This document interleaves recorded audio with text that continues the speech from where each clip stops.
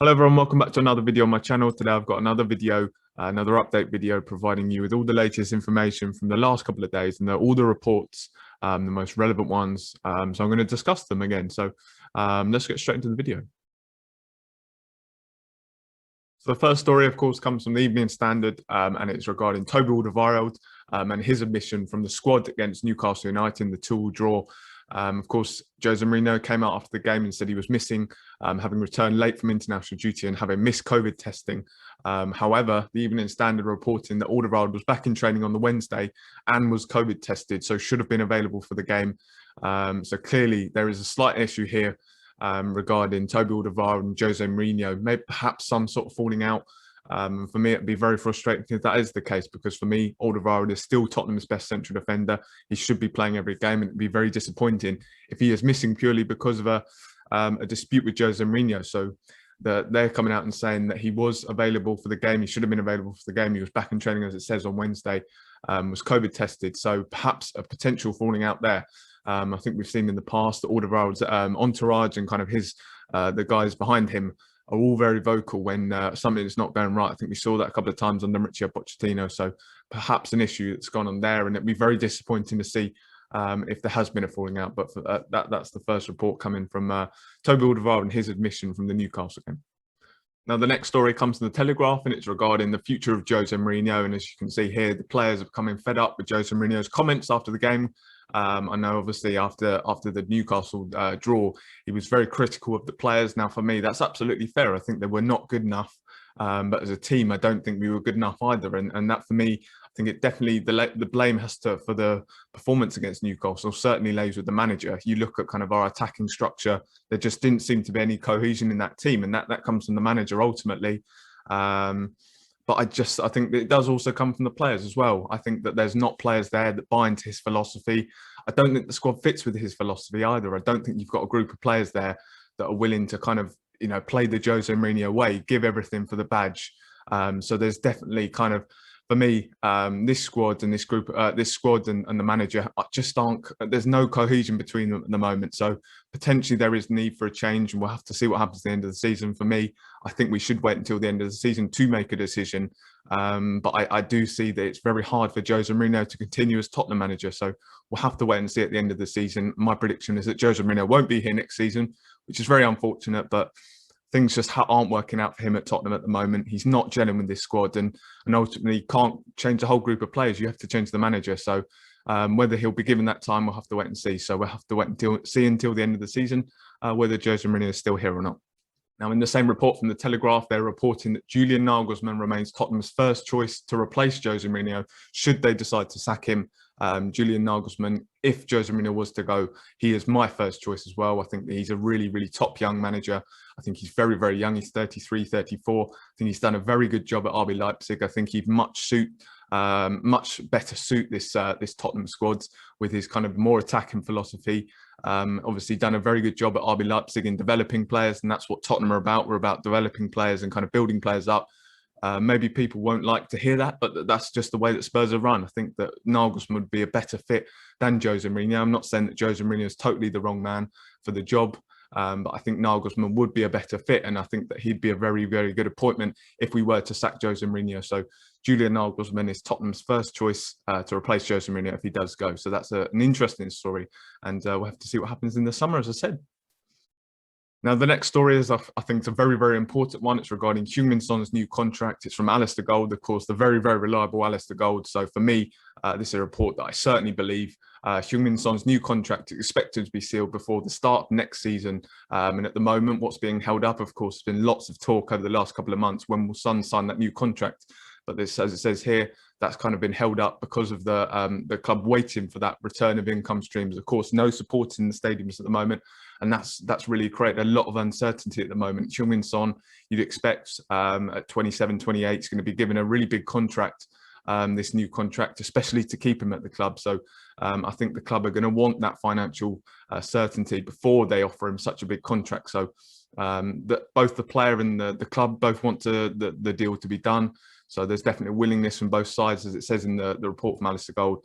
So hopefully that'll be a really positive news, and Heung-min Son will be a Spurs player next season. Now, again, regarding heung-min Son, and it's this time about Bayern Munich's interest. I know there was kind of a couple of reports suggesting that Bayern Munich wanted to go and sign heung-min Son. Of course, taking him back to Germany when he was at Bayer Leverkusen in Hamburg. So it says that it's not true that Bayern Munich will make a bid for heung-min Son. This rumours are partly due to just down to his agents and kind of that poker between in kind of the contract negotiations. So that's very good news. You look at Bayern Munich; they've got a lot of wingers at the moment. So you'd suggest, especially in this kind of the financial climate, would they go for another winger? I don't think it would make too much sense, and kind of for the price that Tottenham would want for a player like heung-min Son, and not obviously the whole package that Sonny brings. You see the kind of the following that he brings. You know, that's a massive asset for the club. So Spurs would want so much money for heung-min Son, and I don't think Bayern Munich or any other club would be able to afford him. So it does look as though heung-min Son will commit his future to the club, and Son will be part of Spurs' future, which is obviously fantastic news for us. He's a player that certainly we should be building around. So really exciting news that Sonny will be staying. Now, players that potentially could be leaving. This is a report from the Daily Mirror. It's reporting that Sergio Aurier, Davinson Sanchez, Juan Foyt, Ryan Sessegnon, Harry Winks, Dele Alli, and Eric Lamela are all players that could potentially be sold. Now, this was kind of more an opinionated piece rather than kind of a factual piece. So that's just worth kind of considering. But Sergio Aurier, yeah, I think he's a guy that you'd probably consider an offer for. I think he has kind of turned it around at Spurs this summer, but I still think you'd this season even.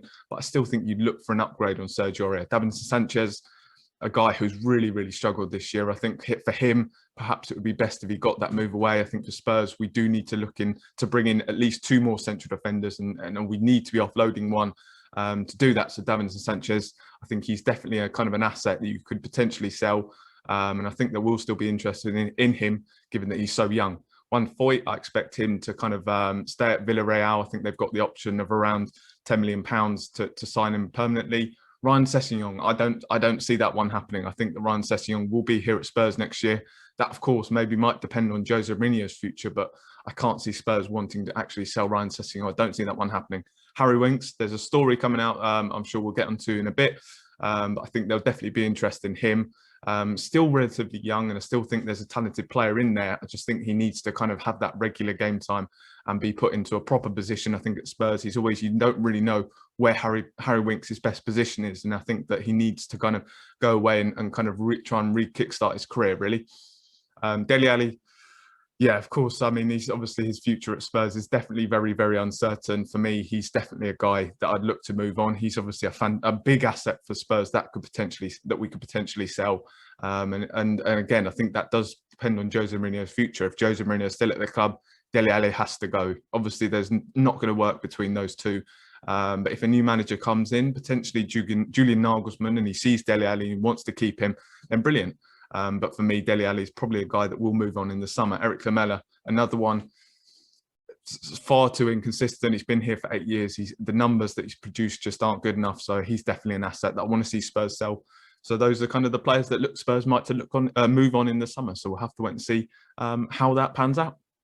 And here you go. Here's the report from the Mirror, reporting that Harry Winks is being targeted by Atletico Madrid. Now, a very interesting one. I think that actually he'll go and I think he could potentially have a very good career in Spain. I think that kind of that slower pace and that and just the style of La Liga will suit Harry Winks a lot better. Of course, we've seen him have some fantastic games for Spurs, but really the last couple of years, it's just not happened for him. There's been players in his position that have been far better than him.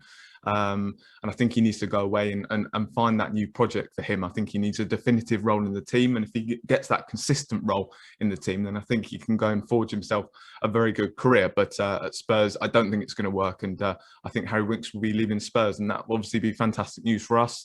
Potentially bringing Oliver Skipp in to fill that role of Harry Winks. And I think, we've all seen how impressive he's been at Norwich this season. So I think it will be Oliver Skipp in at Spurs, and then Harry Winks moving on. And of course, that will bring in some good money for some transfers. So potentially a bit of good news there with Harry Winks.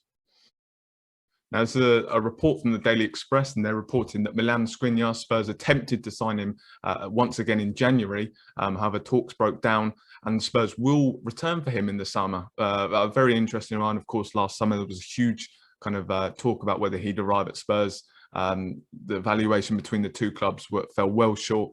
I know Inter Milan have been very, very heavily affected by kind of the whole situation, and they're in a real mess. So potentially Spurs could get a deal done, but for me, I can't see Milan Skriniar happening anymore. I think that he is firmly part of Inter Milan's plans now. I think they've always wanted to keep him. It was always Antonio Conte that was the guy that was pushing him away from the club, and yeah, he's now fully back in Antonio Conte's plans. So I think that Inter Milan will manage to keep hold of him, and I can't see Milan Skriniar coming to Tottenham.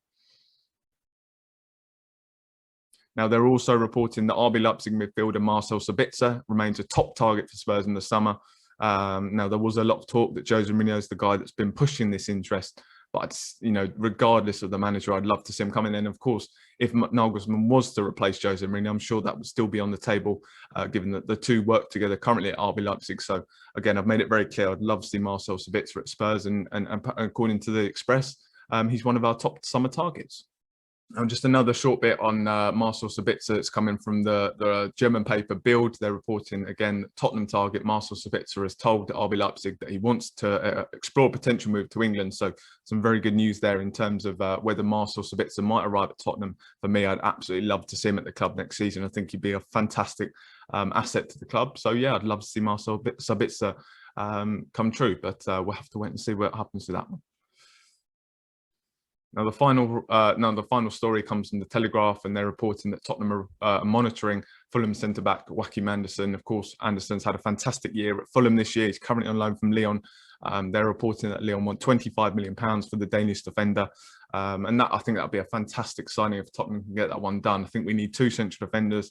I think Joachim Andersen would be a fantastic addition, given how well he's done in the Premier League. Of course, Premier League proven. I think he's a left-sided centre-back. That's exactly what Spurs need. He's done really well at Fulham this year. I think he's been kind of a big part of when they've done really well. He's certainly really flourished. So I'd like to see Andersen come to the club. I think Yannick Vestergaard, his Danish teammate, would be another great addition for Spurs if we can get that one done as well. But Joachim Andersen being linked with Spurs, and I think that'd be a brilliant signing for Spurs. Thank you very much for watching this video on my channel today. Remember to kind of interact with my channel in all the usual ways. Subscribing to my channel would be a huge help. Liking the video, leaving a comment, kind of what you think on the latest updates that I've shown in this video. Again, thank you very much for watching, and come on you Spurs.